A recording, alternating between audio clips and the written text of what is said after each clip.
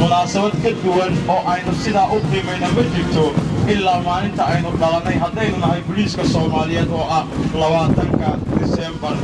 oo maanta dabaaldegiisu aana u kala hayn gabdhaha booliiska Soomaaliyeed waa hay'adda ugu shaqaaleysiin doonta gabdhaha Soomaaliyeed waxayna ka bixiyeen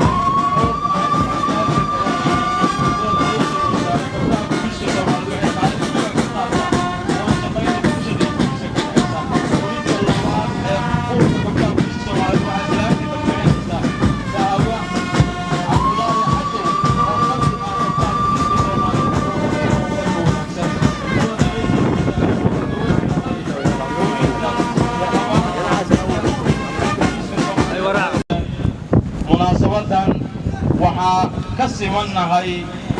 in aynu u dabaaldegno guud ahaan ciidanka booliiska Soomaaliyeed gaar ahaan gurigaha hortiina maraya ee saakay u istaagay inay salayso inta Jamhuuriyadda Federaalka Soomaaliya xubin ka mid ah uu dhib ku jiro haddaynu nahay ciidanka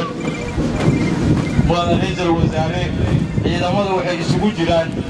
xoogga ama ciidanka awoodda u ah booliiska Soomaaliyeed ee daraawiishta booliiska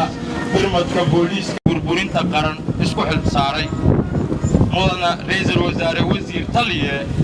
ciidanka booliiska Soomaaliyeed xuskiisa waxaa diyaar u ah inta ku sugan goobta tan ee akademiyada booliiska general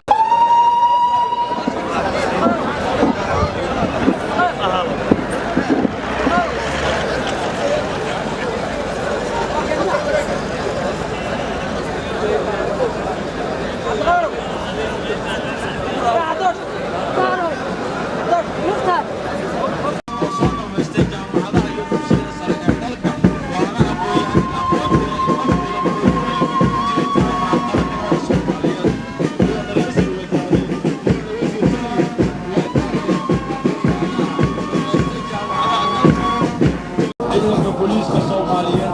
xilliga aad ku fiirayso waa mar aad qaadatay go'aan ah inaad ka hor dhimato ummadda Soomaaliyeed mudane ra'iisul wasaare mudane